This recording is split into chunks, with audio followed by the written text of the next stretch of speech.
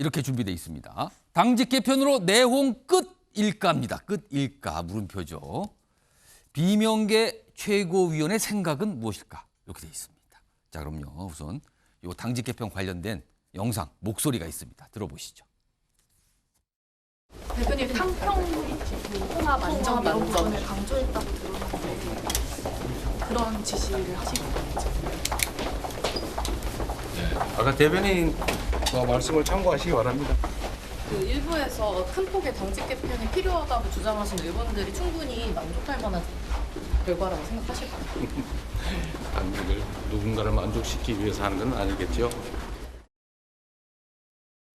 이게 뭐 무슨 비명계의 불만을 잠재우기 위한 그런 당직 개편이라고 생각을 하신 것 같은데 비명계는 적어도 저는 그렇습니다. 지금 우리 당의 가장 큰 문제는 당대표의 사법 리스크, 네. 또 방탄 프레임. 방탄 프레임 때문에 뭘 해도 다 방탄으로 가고 아무리 민생을 얘기하고 미래를 얘기하고 정책을 꺼내도 전혀 힘을 못 받죠. 네. 그래서 차선책으로 내세운 게 그동안에 방탄 이미지를 고착화하는 데 기여한 임명직, 지명직 전원이 좀 물러나라. 대체적으로 당평 또 당의 통합 안정을 위해서 이재명 대표 고민의 흔적이 좀 보입니다. 조정식 사무총장 유임됐는데 이게 뭐가 탕평이냐 이런 볼멘소리도 일부 나온다고 언론에 보도가 됐던데 사무총장이 이제 공천 실무에 깊이 개입하는 것은 사실인데요. 사실은 또 민주연구원장이나 새로 전략기획위원장 이런 분들의 역할도 매우 크거든요. 예. 어떻게 보면 뭐 이재명 대표 입장에서는 마누라 빼고 다 바꾼 것 같은 그런 결심을 한 것 같은데 또 언론의 평가는 사무총장 유임 때문에 좀 희석이 되는 것 같으네요. 자, 그럼요. 지금부터 이 주제와 관련해서 미니 인터뷰 진행해 보도록 하겠습니다. 자, 오늘은요. 지명직 최고위원, 최근에 지명직 최고위원으로 지도부에 합류했죠. 송갑석 민주당 의원 미니 인터뷰에 모셨습니다. 송 의원님 나와 계시죠? 네, 안녕하십니까. 송갑석 의원입니다. 네, 일단 최고위원에 지명되신 거 축하드리고요. 네, 네. 첫 번째 질문 바로 드리겠습니다. 송 의원님께서는 이른바 이제 비명계 의원으로 꼽히신 의원이었고요. 최근에 보면 비명 모임이라고 이제 뭐 평가가 되죠. 민주당의 길 이런 데 속해 계신데 네. 송 의원께 최고위원을 이재명 대표가 제안을 했어요. 그 배경은 어디에 있다고 보십니까? 지금의 지도부는 작년 8월 전당대회를 통해서 구성이 됐죠. 예. 선출된 5명의 최고위원, 또 2명의 지명직 최고위원, 당대표까지 총 8명이 최고위원회라고 하는 지도부를 구성하고 있습니다. 예. 그런데 8명의 지도부 중에서 1명 정도를 빼놓고는 비슷한 생각, 비슷한 주장을 공유하는 지도부였다라고 평가를 합니다. 예. 그러니까 이재명 대표 체제가 들어서서 한 8개월 정도가 지났는데 지금까지 이 지도부는 거의 원보이스의 지도부였다라고 하는 게 안팎의 평가였다라고 생각합니다. 예.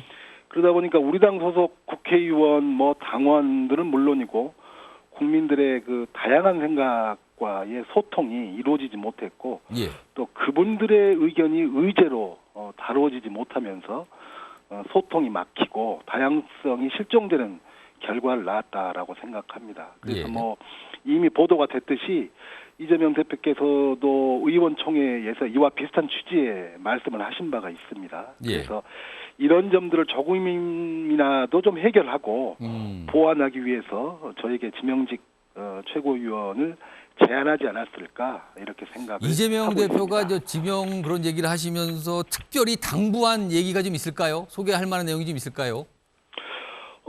최고위원회에 들어와서 그러한 다양한 목소리를 내면서 예. 우리 당이 정말 의제도 조금 더 다양해지고 또 그러한 소통이 원활하게 되면서 더욱더 그것을 통해서 단결해가는 이런 당이 좀 됐으면 좋겠다 이런 말씀이셨습니다. 이번 당직 개편 뭐 여러 가지 자리가 바뀌었는데요. 그런데 사무총장 자리는 그대로다. 이 부분을 사실 언론도 지목하고 있고 정치권에서 여러 가지 얘기를 좀 하고 있는데 사실 네. 사무총장 자리가 유지가 된 걸로 보고 그 여러 가지 해석 중에 하나가 이재명 대표가 공천권을 끝까지 쥐려는 거 아니냐 뭐 이런 지적 비판이 있거든요. 이거에 대해서 어떻게 좀 판단하십니까? 일단은 저는 이번 당직 개편에 대해서는 좀 일단은 좋은 긍정적인 시도였다라고 생각을 합니다. 예. 왜 그러냐면 조금 전에도 말씀드렸듯이 원보이스 지도부에 거기에 더해서 정무직 당직까지 기존의 대표와 가까운 국회의원들로 채워져서 이런 경향들이 더욱더 강화됐었거든요. 그래서 이번에는 이것을 좀 풀고자 하는 의지였고 시도였다라고 생각합니다. 그럼에도 불구하고 이제 핵심이 사무총장이죠. 사실은 당 살림을 총괄하고 있는 워낙에 뭐 명실상부하게 실질적인 자리이기 때문에 그렇습니다. 예. 그러다 보니까 당 내에서도 여기에 대한 뭐 다양한 생각은 있을 수 있다라고 생각을 합니다. 뭐 아쉬움도 있을 수 있고요. 예. 그렇지만 이 문제를 뭐 그 다음 공천까지 연결시키는 것은 좀 다소 뭐 시기적으로도 너무 이르고요. 예. 그다음에 아무리 그 사무총장이 공천 때 중요한 역할을 하고 있는 것은 맞지만 뭐 저희 당이 지금 몇 번째 총선을 치러오면서 사무총장 한 명이 좌우하는 정당도 아니고요. 예. 그래서 여기에 대한 문제 제기를 하는 의원들도 그 공천과 연관돼서 문제 제기를 하고 있다고는 생각하지 않습니다. 그런데 어쨌든 이제 이러저러한 사유로 뭐 예. 대표께서도 고심은 깊었던 것 같습니다. 애초에 사무총장은 안 돼. 예. 이런 생각은 아니었던 것 같고요. 어. 고심은 이제 깊었었는데 어쨌든 결론은 사무총장 유임으로 났었는데 문제는 뭐 사무총장이 유임이든 또 바뀌었든 예. 이번에 당직 개편의 효과가 당이 달라지는 모습으로 보여지는 것이 핵심이다라고 생각을 합니다. 예. 그래서 사무총장이 포함됐느냐 포함되지 않았느냐라고 하기보다는 예. 이번에 당직 개편을 계기로 해서 지금까지 소통에도 문제가 있었고 그다음에 좀 원보이스로 나오는 그런 지도부였다면 이런 것들이 가시적으로 바뀌는 모습을 보이는 게 보다 더 중요하다라고 생각을 합니다. 자, 지금 제가 두 가지 질문 미리 준비되어 있는데 속도 좀 내보겠습니다. 네. 딱 핵심을 좀 말씀해 주시면 좋겠습니다. 자, 이른바 개혁의 딸이라고 불리는 강성 지지층 행동에 대해서 그동안 좀 비판적 입장을 내셨는데 혹시 그간 문자 폭탄 등등 이런 거 좀 많이 받으셨을까요?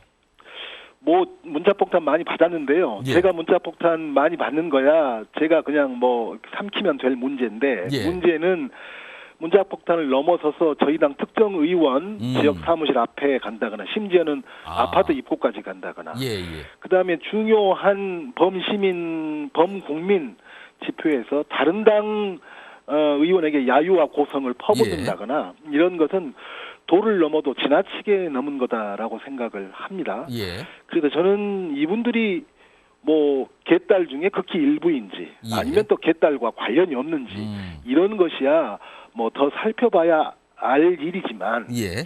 어느 소속이든지 간에 저희 민주당 소속이라고 한다면 예. 정말로 이런 문제에 대해서 단호한 조치를 취해야 된다라고 생각을 합니다. 마지막 질문 하나 드릴게요. 지금 최근에 민영배 의원, 이른바 꼼수 탈당, 뭐 그러면서 네. 거기서 그 논란이 됐었는데 복당 얘기가 조금씩 나오고 있는데 이거에 대한 네. 입장은 어떠신지요? 일단은 저희 당은 당헌 당규상 탈당자는 1년 뒤에 복당 신청이 가능합니다. 예. 민영배 의원은 4월 22일이 지나야 복당 신청을 할 수 있는데요. 그것은 예. 민영배 의원의 권리이기 때문에 예. 아마 당연히 복당 신청을 할 것 같고 예. 또 그것에 대해서는 그때 가서 당이 심사하면 된다고 생각합니다. 그런데 한 가지 그 전에 여기에 대한 헌재의 지적이 있지 않았습니까? 그렇습니다. 예, 그래서 이제 4월 20일 뭐 그 복당 여부와 관련 없이 이 지적에 대해서도 저희 당이 무겁게 인식을 하고 예. 여기에 걸맞는 저희 당의 입장 표명은 저는 필요할 거다라고 생각을 합니다. 알겠습니다. 오늘 말씀 여기까지 듣도록 하겠습니다. 지금까지 민주당 송갑석 최고위원이었습니다. 감사합니다.